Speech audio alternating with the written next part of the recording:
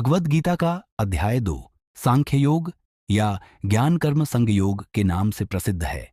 यह अध्याय महत्वपूर्ण है क्योंकि इसमें भगवान श्री कृष्ण ने अर्जुन को जीवन, आत्मा, कर्म और योग के गहरे ज्ञान से परिचित कराया।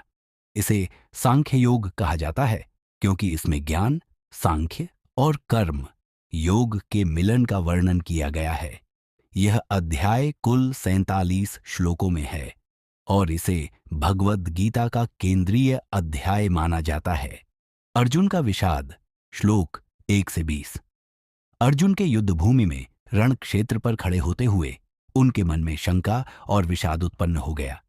वह निश्चय नहीं कर पा रहे थे कि युद्ध करना चाहिए या नहीं। वह अपने परिवार, गुरु और मित्रों से युद्ध करने के विचार से बहुत दुखी थे। इसी विषाद के कारण वह भगवान श्री कृष्ण से मार्गदर्शन चाहते थे। भगवान श्री कृष्ण का उपदेश, श्लोक 21 से 30। श्री कृष्ण ने अर्जुन को यह बताया कि आत्मा अविनाशी है। शरीर नाशवान है, लेकिन आत्मा हमेशा रहती है। वह न तो जन्मती है और न मरती है, यह केवल शरीर का परिवर्तन है। आत्मा के बारे में यह ज्ञान अर्जुन को शांत करने के लिए दिया गया ताकि वह युद्ध के उद्देश्य को समझ सके और सही निर्णय ले सके। कर्मयोग, श्लोक 31 से 37। भगवान कृष्ण ने अर्जुन को कर्म करने की प्रेरणा दी। उन्होंने कहा कि हमें अपने कर्तव्यों का पालन करना चाहिए, लेकिन उसके परिणाम से न जुड़कर निष्कलंक रहना चाहिए। कृष्ण ने यह स्पष्ट किया कि कर्म को केवल फल की इच्छा से नहीं करना चाहिए।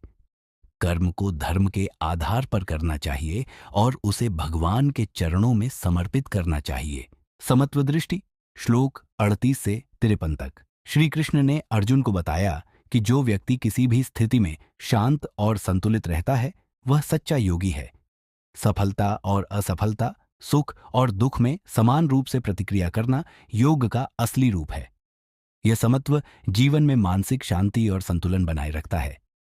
ज्ञानी और योगी का स्वरूप, श्लोक 54/72।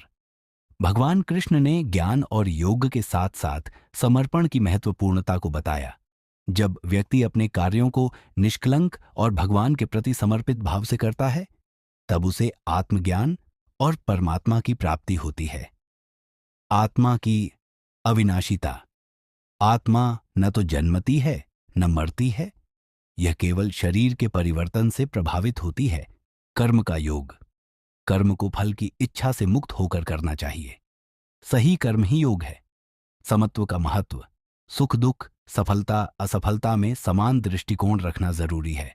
ज्ञान और कर्म का संतुलन। अर्जुन को यह समझाया गया कि सही ज्ञान के साथ कर्म करना ही सही मार्ग है।